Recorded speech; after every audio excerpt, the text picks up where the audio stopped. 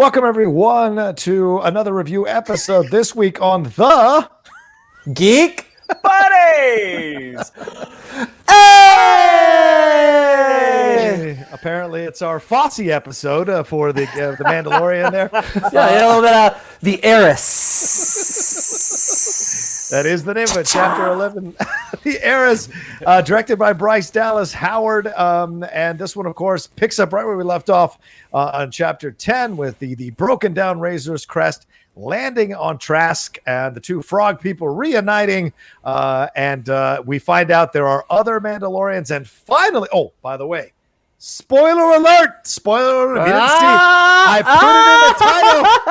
I put it in the title, but I'll say it again. Spoiler alert! Everything we're going to talk about. If you haven't seen the episode, thank you very much for downloading this, or for listening, and go back and watch the episode, then come back. Yes? Here's what I'm excited about is that one listener who you made it in before hitting the big stuff, but that one listener that's like really mad that they got spoiled that Frogman and Frogwoman made it together. They're like, God, I was on the edge of my seat for that frog couple. Will they or won't they? But this one had so much in it. Bo-Katan shows up, which was awesome. Wrestler Sasha Banks, who had been much heralded to be in this film, in the show, finally shows up. We get some Imperial stuff. Long live the Empire. Titus Welliver, our first Moff Gideon appearance for season 2. Talk of the Darksaber and this idea that his version, the Mandalorian's version of the Mandalorians, is almost a religious or cult separation from Mandalore. So this is all stuff that we're going to explore in the episode and in this review, but absolutely loved it. People were complaining about last week. This is why you have episodes like last week, to set you up to have your socks knocked off by an episode like this. Gentlemen, please, where would you like to go? Episode 2, you put your socks on. Episode 3, they knock your socks off. Dude, this was the type of episode that I think every person who started watching this is one of the episodes they've been waiting for. Yeah. You just get some hardcore Star Wars action. You're getting reveals left and right. The fact that he's one of the Watch, which, as you know, all of our listeners will know that Bo-Katan, way back in the day, she was part of something called Death Watch. Is that the same? Is there a connection there? I mean, the fact that they both have Watch in their title. Look, man, this was a blast. And like watching how 4 Mandalorians can infiltrate an entire space cruiser and take it down, just fantastic. It was just an exciting episode. It was a tight 35 minutes. Bryce Dallas Howard, the director, she delivered a fine episode in first season. This one, she just knocked out of the park. And truth be told, as the child was with the 2 frog parents and that little tadpole, I'm like, my God, don't put that thing in your mouth. A lot of controversy this week about Baby Yoda and his eating habits, to the point that one Lucasfilm exec had to take to Twitter to remind everybody that they made it clear that those were unfertilized eggs. She couldn't fertilize them without Frogman. So Baby Yoda didn't kill anyone technically. A lot of there. This was, for a lot of reasons, this was a kick-ass amazing episode. As you guys said, like, we every time, I actually enjoy that they take their time with Mandalorian. I actually enjoy the pacing. I enjoy an episode like last week where you're just on the Star Wars ride. It's just a fun little mini adventure. But then when you do get to the episodes that really double down on the lore, and this one more so than almost any other episode, really doubled down, opened up the world, brought in a bunch of things that we've all been waiting for, like Johnny said. It also just was the perfect blend of Star Wars action and Star Wars humor. It had the right balance of both. I know that we've all argued endlessly about Last Jedi and your mama jokes, and I did think of you both in this episode where, regardless of the fact that I love Last Jedi, you do see that the way that they handle humor in little ways, like the Razor Crest making like that daring landing, finally just making it onto that landing pad on Trask, and you're like, all right, we did it. And then it just like topples into the water. I mean, just little things that just make you laugh. And I do think we'll get into the Clone Wars of it all. We'll get into the Mandalorians of it all. But I looked at my brother as we were watching it, and I think the most amazing thing that Filoni did in Clone Wars that they have now brought into the Mandalorian is, a lot of times when you are putting together a Star Wars show, it's inevitable that you've got to have Jedi. Jedi are the heroes. Jedi are the badasses. They've got their lightsabers. They've got the Force. They're the badasses of the galaxy. And Dave Filoni has successfully made Mandalorians as cool and as badass as Jedi. That I could watch an entire series of Mandalorians flying around, being fucking badass and kicking ass, and I don't need to see a lightsaber, and it still feels 1,000% like Star Wars. So it was amazing. Tons to get into in the details, but overall, this was definitely one of the top episodes of both seasons so far. Absolutely. I mean, seeing all the Mon Calamari made me laugh. Seeing all the Quarren made me laugh. We got introduced to the Mama Core, whatever the hell the Mama Core is, scared the living shit out of me. And then we get into more of what happens here between this. Look, this sect of the Children of the Watch and her clan Kryze. So the Children of the Watch are kind of just some sect that we have not really known a lot about until now. Okay. It's why there were so many questions. Had we known about them earlier, people would have been like, oh yeah, they're wearing their masks. That's what this is. So there was a lot of questions. Obviously, we've asked them. Other people did. Like, why are Mandalorians wearing helmets? We knew they weren't. So Children of the Watch is kind of new. Like, Children of the Watch is Mandalorian QAnon. So we got Din Djarin. Well, it's a crazy religious cult. So do the math. I can't go that far, but all right, go ahead. They're some crazy religious cult offshoot of Mandalorians, right? That are following in this ancient way. When they say the way of Mandalore, they might more be talking about Mandalore, the person who Mandalore was actually named after originally, and like going back to this early way. I think what Bo-Katan specifically says about it. Let's go through this for a minute really quickly, because for people who don't know, Children of the Watch, this sect of Mandalore or Mandalorians or people who are following the ways of Mandalore, wear the Mandalorian armor, wear the Beskar, have some very specific rules, very ancient sounding, keep the helmet on. Right. Meanwhile, there's Mandalore, the planet, with Mandalorians on it, and they were also a very warlike race for a very long time, until around the time of the Clone Wars, when Duchess Satine took over and tried to turn Mandalore into a very peaceful planet. There was a sect of Mandalorians that did not want that and wanted Mandalore to maintain its more warlike roots. And Bo-Katan was a member of that group, which was called Death Watch. Maybe had some overlap in their culture or not in their belief system, but were definitely not Children of the Watch. They took their masks off. They took their helmets off. Ultimately, Duchess Satine was assassinated by Darth Maul.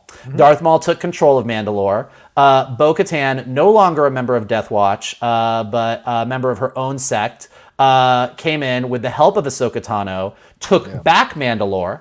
Time went by. The Empire just basically wiped Mandalore out in the Siege of Mandalore, I believe it was called. It was the Mandalorians kind of reverted back to sects and were all in different sects of people all fighting. Sabine Wren from Rebels got a hold of the Darksaber, which we will talk about, gave it back to Bo-Katan. She united Mandalore once again. Then there was this purge of Mandalore that Moff Gideon was a part of. He somehow got the Darksaber. He went off, and now we have caught up with Bo-Katan and her crew again, as they are trying to A, take back Mandalore now that the Empire has been defeated, and B, based on what she says, clearly trying to get the Darksaber. So that is a lot of Mandalorian information. But I will say what's great about Clone Wars as a series is that if you don't know everything I just told you, which a lot of viewers of Mandalorian don't, it didn't matter. The episode was great. You met Bo-Katan for the first time. She was a super cool Mandalorian. You got some information. This is all the backstory that you know. So that is a long way of saying Death Watch, although similar in spirit to being a more old school way of being a Mandalorian, is not quite the same as Children of the Watch. Okay, fair enough. We do get confirmed that the Mandalorian knows nothing of the Jedi, which is very interesting considering how long the Jedi have been around at this stage in the history of that galaxy that he is perusing in. But Bo-Katan tells him that she can lead him to one of their kind, one of the Jedi, but then they recruit him to do this mission first. Once again, this is very similar to some of you who may have watched old 70s shows. This is very similar to how stuff like The Incredible Hulk and all this stuff, like as soon as you're searching for something, or Kung Fu, it's like, yes, I'll help you find this, but you've got to help us do this first, and blah, blah, blah. So they recruit him into this mission to go onto this freighter and relieve them of the cargo. And that's where we get and meet Titus Welliver and the Empire. Look, Long Live the Empire is very interesting because at this point, Mike and Shannon, the Empire's been defeated. So certainly, just like the sects of Mandalore are here, the Children of the Watch, there's also these sects of the Empire that are still around and still trying to do something and still come back into prominence or come back into power. And it seemed like that Long Live the Empire, that's a kamikaze order. Like, Long Live the Empire, take it down. Like, we are not going to let these people, especially this person, get this thing, the Darksaber, that she wants so badly. That is more than just a weapon, it's a symbol. Yep. This is about 5 years after Return of the Jedi, so the Empire has been defeated, but that doesn't mean that every Imperial Star Destroyer just automatically poofs and disappears. So, we do know that in these 30 years between Return of the Jedi and The Force Awakens, the Empire is destroyed, they are defeated, the New Republic takes over. The New Republic sort of makes a deal with the remnants of the Empire. It's like, we're going to let you go do your thing, but don't do bad shit, which is really a horrible plan. Of course. Princess Leia thinks it's a horrible, or General Leia thinks it's a horrible plan, which is why she goes and forms the Resistance. But so we are seeing the beginnings of that. We see Moff Gideon at the end of season 1, and now in season 2, you see that he does have Imperial officers. He has stormtroopers. They are off doing things. There's probably other groups of Imperials off trying to do things. And at some point, and maybe we'll get into this season, maybe we won't, we will see that the remnants of the Empire kind of go into hiding, go do their thing, and go off and slowly build what will eventually become the First Order. Yeah. So it's cool to see that. It's cool to know that even though we don't have the Empire as we've known it in the past, we still have stormtroopers and Imperial officers. Like they're still going to get to be the big baddies in the Star Wars universe, which is fun. And honestly, seeing a bunch of Mandalorians land on an Imperial ship and just go to town on a bunch of stormtroopers, like this is what Star Wars fans are made for. Like this is what we want to see. It was beautiful, a beautiful thing. Well, and one of the coolest things that we've seen somewhat in the Clone Wars, but using the jetpack not just as a means of transport, but as you were able to weaponize that. Like I believe it would have been Sasha Banks's character who uses the jetpack to kind of do this spin midair to land and pop, pop, pop, pop. It's really, really inventive fight choreography. Yeah. Which I think when you're trying to prop up someone like, we in the Star Wars universe, we have the Jedi. We've seen the coolest of the cool. It's like, okay, how can we make, as Mike had said earlier, how can we make the Mandalorians just as cool as the Jedi? And it's like using everything at their disposal. Well, and I will tell you this. Bo-Katan, she is in an obsessive desire to get that Darksaber back.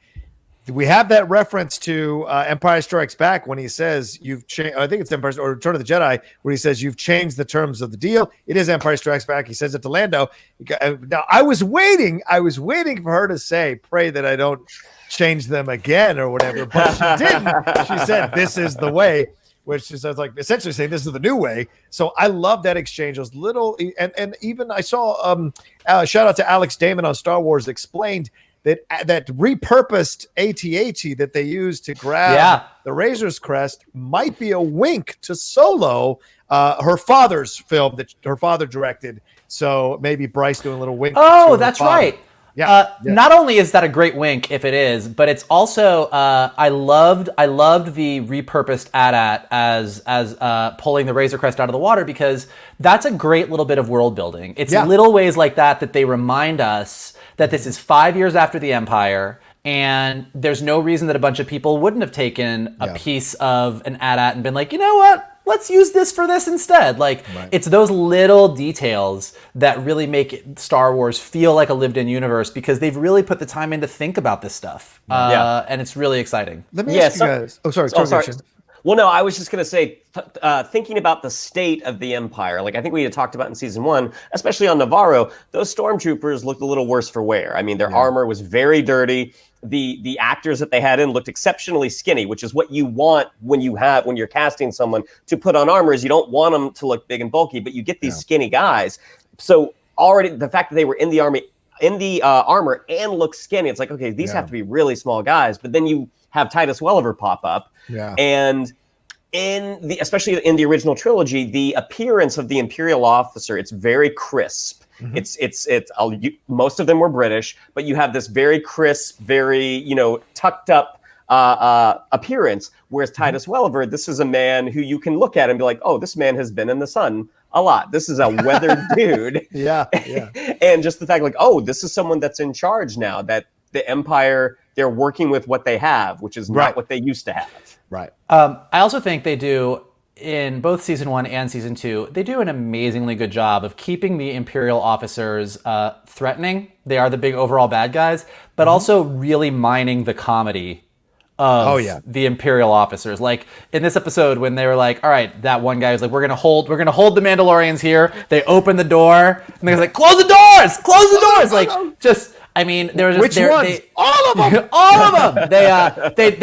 They've really found this great balance in keeping the stakes real, keeping the threat there, and knowing how to like keep the comedy turned up. I mean, like, did a really great job. Like you had these Imperial officers on this ship, and they were the threat. The Mandalorians were fighting them. The Mandalorians were doing a really good job of taking them out. And right after you have that super comedic moment where they end up just blowing all of those guys out of the cargo hold, and you're like, God, Imperials, what losers they are. Like, these guys are horrible. And at exactly that minute, the hologram on the dash opens up, and it's Moff Gideon. And it's a great way of going, oh, we can have fun with the Imperials. We can make fun of them. We can make a joke, as the other Mandalorian, Axe Woves, the male Mandalorian that's with bo-katan, kind of says, they couldn't hit the side of a bantha. We can make those jokes, but then Moff Gideon shows up, and you're like, oh, no, wait, they're still badass too. And that's like, it's great to keep that balance. You're right, Mike. And it's always been, right? For as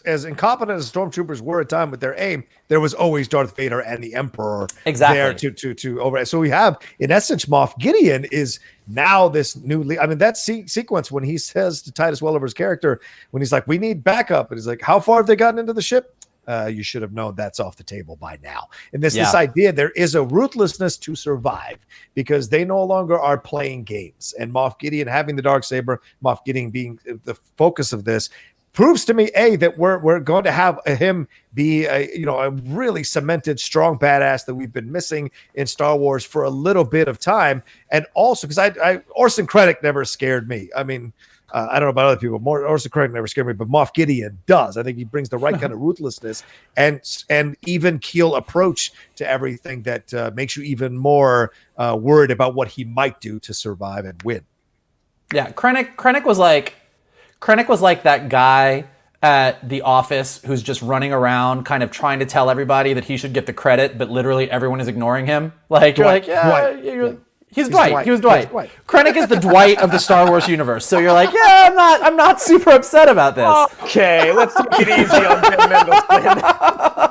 Krennic has great moments in Rogue One. He does. But I want to ask you guys something, because this essentially occurred to me as I was watching the episode a second time. It's like this idea that is presented here. This is massive. That he is part, I want to read this correctly because I don't want to mistake this. Children of the Watch, a cult of religious zealots that broke away from Mandalorian society. Now, you say they're the QAnon, but to us, Mikey, they were pretty badass last season.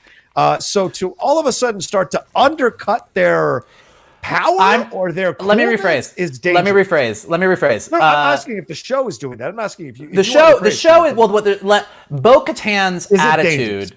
Yeah. Bo-Katan's attitude about the Children of the Watch is definitely like, y'all are QAnon. Mm-hmm. I'm not saying that the Children of the Watch are not badass, because they were most definitely badass. Yes. But what I am saying, which I thought was funny, is like, he's like, you guys don't take your helmets off.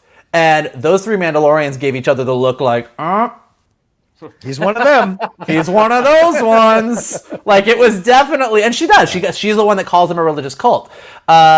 which I thought was really interesting. And as I said, I do think it is ironic because Death Watch in Clone Wars, when they introduce it, the way it's set up is they're definitely a cult. I mean, they're definitely a bunch of hardcore. I mean, and they're straight up terrorists in Clone Wars. I mean, they're the bad guys. And so I do think, led by Pre Vizsla, voiced by Jon Favreau, which is where the Darksaber first came from. So I do think that it is cool that they're playing with it, and I do think that the Children of the Watch are still pretty badass. But I find it hilarious that we've all been trying to figure out what this is. You know, what is this? How? Why? What happened that they all keep their masks on now? And then Bo-Katan shows up and she's like, "Oh, that's the crazy ones." But Shannon, do you think it's dangerous? Do you think it's dangerous? Because I want to put this out there. I don't think Bo-Katan came off as the best person. I mean, her changing the terms of the deal, her putting that knife to the throat of Titus Welliver to get information, her freaking out when Titus Welliver kills himself instead of giving her the information to get to Moff Gideon. There is an obsessive nature to her desire to get that Darksaber, and she's willing to step on anyone to get it. That could be dangerous. Absolutely. So her undercutting the Children of the Watch, I get it, but I don't necessarily think they're the bad guys now or weirdos compared to how she acted. So it's not a good balance. It's not that they're. It's not that they're the bad guys. I mean, think back to how Bo-Katan was portrayed in Clone Wars. She was never that great. I mean, exactly. Very good. She got on board at the end with Sabine because she was getting power, and like hopefully she was going to lead them in the right direction. But when you have that power yanked away, depending on your principles, it's clear she's not going to stop until she gets what she wants. And thinking about the Children of the Watch, it also explains why Din Djarin would be a little ignorant as to the Jedi, because they are raised in a closed society. Great point. And the whole concept of a Mandalorian removing their helmet, he doesn't realize he's the weird one, but he was brought up. Right. That's a great point. It actually, the fact that he was brought up in a very closed environment with these Children of the Watch explains a ton of things that we've been confused about. He doesn't even know about Mandalore, the planet, and their history. So the fact that he doesn't know about Jedi, like, you're like, oh, okay, this all starts to make a lot of sense. And to your point, I mean, props to Katie Sackhoff, who voiced Bo-Katan and now gets to play her in person. Like, everything you said about Bo-Katan is correct and is in complete accuracy with who she is as a character. Like, she was part of Death Watch. She was a terrorist, and even once she sort of came around after her sister got killed, she was still kind of rough around the edges. I mean, she's never been a lovely, relaxed conversationalist. Right. She definitely has that. So, this drive, she is very loyal to Mandalore. She's very loyal to her culture, her people. And the fact that she's going to change the terms of a deal or, kill whoever gets in her way to bring back her planet and her people, because she has this responsibility, because she is, as the episode is entitled, the heiress of Mandalore. And so I think that you're right. And I'm not, and to be clear, I'm not saying QAnon as in these are now the bad guys or the Children of the Watch are horrible. I'm saying they are literally described as a crazy religious cult. And so I think that through Katan's mouth. So I think that's all very, very fascinating. I think I do think that it explains a lot of things and instantaneously opens up the world for us. Anything else that you guys want to? I got a couple things, but anything else you guys want to hit on? I wanted to touch on one of the things you had said a little bit ago. Like, you said for anyone who watches those 70s shows, whether it be The Hulk or The Fugitive or Kung Fu or anything, this whole season has been that. I mean, really, the whole series has been that. The whole series has been that to a degree, but you go to Tatooine looking for Mandalorians. Cobb Vanth is like, I'll help you. I'll give you this armor, but first you got to help me do this thing. Then you get, all right, well, my husband knows where some Mandalorians are, but you've got to take me to the planet because I got these unfertilized eggs. And you're like, okay, cool. And then this episode is, well, I need your help doing this. So it definitely is in keeping with all of those 70s sort of serialized TV shows where a man or someone is on a mission. And I think that's been super, super great. And I do hope they sort of keep that. And I do think it's also going to be, why are you laughing? You're lagging again, but your internet cannot keep up with how fast your brain works. But I think it's good. No, you're back to normal again. Keep going. And You're look back at to that normal. when you stop. Keep going. I think the children on the watch heard your comments. Oh, we're queuing on, are we? Go ahead. Keep going. Oh boy. Oh, boy. What I was gonna say is I think that this season will set itself up to be just a mega version of that. That what's happening right now is that the Mandalorian has a very clear and straightforward mission, which is I have to deliver this foundling to the Jedi. But along the way, he is going to help Bo-Katan regain the Darksaber and help bring back the Mandalorian. It's a mega version of what he does each week, which is as he's on his way to complete his mission, he's intersecting with all of these other Star Wars characters from the universe that we're aware of. Yeah. And this season, we're dealing with the Mandalorians and the Darksaber.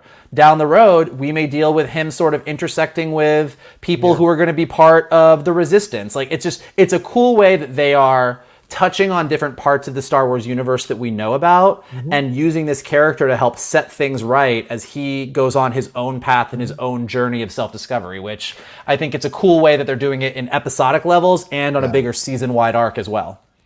I also feel like they're laying the groundwork for these characters to come back down the road, maybe in the last couple of episodes, if there's a massive battle, massive things that need to be happened. Because there's no way that Frog Lady and Frog Guy come together and it's just putting them together. It just seems like a lot was expended to make sure these two could fertilize these eggs, and then we're just out of here. I just feel like there might be more coming down with that. Bo-Katan, certainly Cobb Vanth. These are all warriors. He's coming, and then his Ahsoka Tano is apparently next. If that happens in the next episode or another adventure happens, we are getting to Ahsoka at some point. Go ahead. Yeah. Sorry. No. Go ahead. Finish up. I was going to jump into another thing, so please. No, I was going to say, well, we can talk about this more in a minute, but yes, I will say that when Bo-Katan, I will, as a Star Wars nerd and as a nerd in general who loves to have moments that make you geek out. There's moments you're like, this is cool, this is okay, and then there's moments where you just lose it. Watching Bo-Katan in real life, played by a real life actress, say, take the foundling to the city of Caladan in the forest planet of Corvus, and there you will find Ahsoka Tano. I think my head almost exploded from just sheer. We've known it. We know it's Rosario Dawson. We know she's going to be in this season. We've talked about it. It is not a surprise. Bo-Katan, we know, is friends with Ahsoka Tano. We all kind of knew it was going to go somewhere in this direction, and yet still hearing her actually say the words, I about lost my shit. I think I jumped off the couch. That's all I was going to say. Okay, I love that. I wanted to throw in, so let's talk about that, what you just mentioned, Mike, because that's where I was going, this idea of the city of Caladan and the forest moon of Corvus. Trask is a new planet. So what do we know about Caladan? What do we know about Corvus? As much as we knew about Trask. Yeah, no, this is interesting. They're taking the chance to present new environments, new planets, and have us explore them. I'm excited about it, and it's another forest moon. All of us immediately think of Endor, but this is new one, and now this could be fascinating. So what do we think Ahsoka Tano has been doing? Is she pulling the Luke? Has she been keeping to herself, meditating, studying, becoming a master, or is she leading some kind of village or civilization? What do you think she's doing? I think I did. I know that once I dive in, my internet starts lagging because my brain starts going so fast. So I just trying to take my time with this one. But there's been rumor after rumor that whether it be a live action spinoff or an animated continuation, that Filoni is not done telling his story on Rebels. That there's more to Ezra Bridger's journey. There's more to all of this. There's more to what happened to Grand Admiral Thrawn potentially. They always play coy with it. Like the flow, there's no more Rebels, but you never know what's in the future. And there's a lot of non-answers about what's going on. And I think that we know that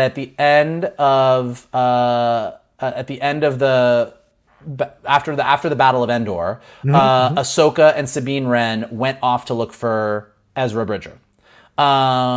who is another Jedi / not Jedi. Yes, right. Allowing Luke to be the last Jedi, but like the Return of the Jedi. But we know that they go off.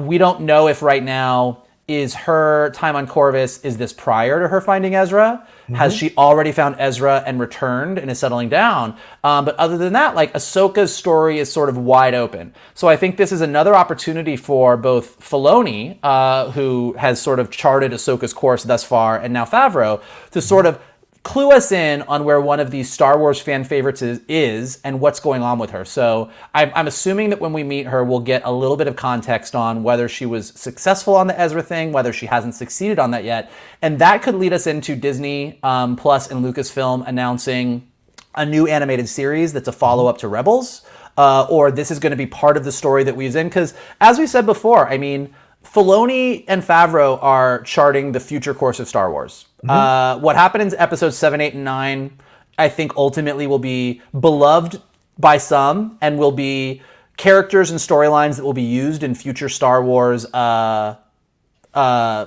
tales and new characters. But this Ahsoka Tano story that takes us from Anakin all the way post Return of the Jedi and Din Djarin and bo-katan and these new characters, I really think they're the future of Star Wars. And I think when we do meet Ahsoka Tano in person, whatever she's doing and wherever her path takes her is the path. This is the way. This is the way for Star Wars. This is the new way, absolutely. I love, and listen, let me tell you something. I know there were rumors about a Boba Fett spinoff. Give me a Bo-Katan spinoff. I'll watch that over a Boba spinoff 100 times out of 100 right now at this point, because I've had way more time of Bo-Katan in Rebels and in Clone Wars and other places and here than I've had with Boba. So I would, because Katie was, it's that rare thing. And Mike, you know this, you and Shannon as well. You guys both work in animation. It's rare when the person originates the voice and then gets to do it on camera and is just as badass on camera doing the live action version of the animated character that they voiced. It's really rare. And she has it ever happened? I don't know. I'm trying to think. Question. I don't know that you've Conroy ever in this crossover. Technically. But yeah, look, 100%. She looked great. The Mandalorian armor looked great. Like, oh my god, the blue and all that. Oh, it's badass. They truly looked like they had stepped off the animated screen and into live action in a way that I've very rarely seen, and it was a joy. And yeah, look, I'm with you. Like, there's also everybody hopes Cobb Vanth comes back. Yep. We have this sort of Boba Fett, or in John Rocha's world, is this Boba Fett question mark character? But we have that was kind of left open-ended. We've got Moff Gideon. We've got Bo-Katan and the Mandalorians. We're going to get Ahsoka Tano. We've got this bigger idea of what the Empire is doing. And so I would not be surprised if, to Johnny's point, we do see these things. And look, there's nothing that couldn't say, wherever Boba's head is at, which is wide open and we don't know, maybe he goes off with the Mandalorians at the end. Maybe we do get a Boba Fett spinoff where Bo-Katan is in it, or a Bo-Katan spinoff where Boba Fett is in it, and maybe they all join together. And like, if that was the direction they went, I'd be fucking here for that. Or Boba and Bo-Katan if that is Boba, have a conversation about the history of the Children of the Watch that really kind of opens Din Djarin's eyes about everything there as well. And once again, here we go. There's Boba, Bo-Katan, Cobb Vanth, maybe the Frog People. I feel like we're leading to an epic battle at the end of this season with all these warriors involved in some way, shape, or form, including the Jedi. Remember, he ran across 2 Jedi. I don't know. I don't know about the Frog People. I feel like they're going to be just off raising their kids. We had Ewoks. I'm just saying. Don't you come for the Ewoks? Oh, aren't they cute? I feel like we're definitely going back to Tatooine this season. Oh, yeah, maybe. Because I think they want to use Cobb Vanth. I think at this point, why Boba has stayed on Tatooine is not. I don't think it was a choice. I think these are the cards he's been dealt. Right. I would be really surprised if they don't go back to Tatooine in some function or in some capacity. And Boba's got to see Ahsoka. Boba's got to see that kid. Like the pieces have just been set up very particularly. Yeah. So I mean but as we've discussed, I mean, Filoni and Favreau, you think they're going one way, they might go the other. Yeah. But I think they're going back to Tatooine this season.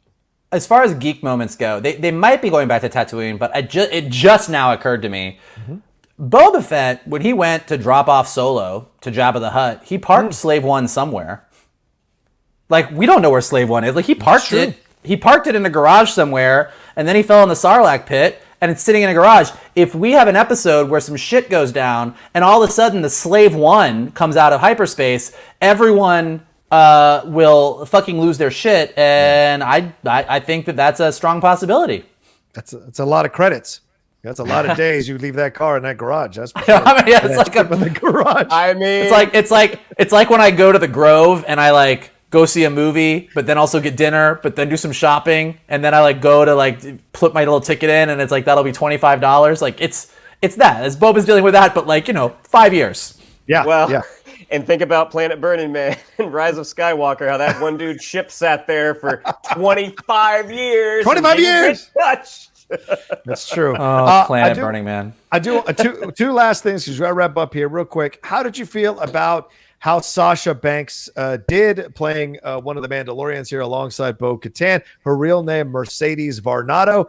She played Casca Reeves. Apparently, the Reeves, she was mentioned in a Star Wars role-playing adventure feature in a 1994 issue of the magazine Valkyrie. They're not sure if they haven't 100% said this is the same person, but that's an interesting connection to make. But how did you feel about how she performed in this role? She's a professional wrestler. This is her first real acting role she's had.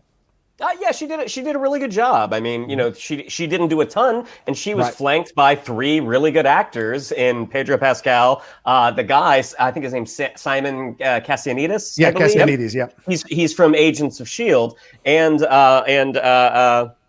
Sackhoff. So I thought for what she was given, she did a great job. Okay. Yeah, I thought she was good. Like, she didn't have a ton to do. I do, once again, I love this. Star Wars fans, including us, love to speculate on everything. There was a lot of, is she Sabine Wren? Is she this? Is she that? You're like, no, she's somebody that you don't know. You haven't met her yet. Right. Calm down. But I think that's great. I love that we get to spend time wondering, and I love that they always throw us curveballs. Yeah. But I thought she did great. I thought the three of them as a unit, she didn't get, she didn't have a ton of lines. Her character isn't like hugely developed, but I think for all three of them, they had a lived-in feeling. Yep. You really felt like these three had been going through the shit together. They worked as a team. It didn't feel weird. It felt so organic that you almost don't notice that you get this feeling about them, which is what you want. And so I thought they did a great job. Yeah, all of us who obviously know acting or have been exposed to acting or studied acting, like you can overdo moments when you're not speaking, and she didn't do any of that. She was very in the moment, very real. I mean, even her up and down looking at the Mandalorian like he's short when she walked by. I thought that worked really well for what she was doing because she's a badass. So why wouldn't she lick him up and down a little bit? One last thing, this a planet that we're going to, according to some sources I'm seeing here, it is a planet in Corvus Minor, a solar system in the outer rim of the Star Wars galaxy. It is worth noting that Corvus, and this is from Inverse, so I want to give them credit, it only exists in the non-canonical Star Wars Legends, where it was considered so unimportant that on Palpatine's orders, every Imperial Palace library had a fake encyclopedic collection titled The Complete History of Corvus Minor that actually held a secret blaster because no one would actually want to learn the history of Corvus. So fascinating stuff to go dive real deep into the lore of Star Wars. And again, I mean, we can't say it enough.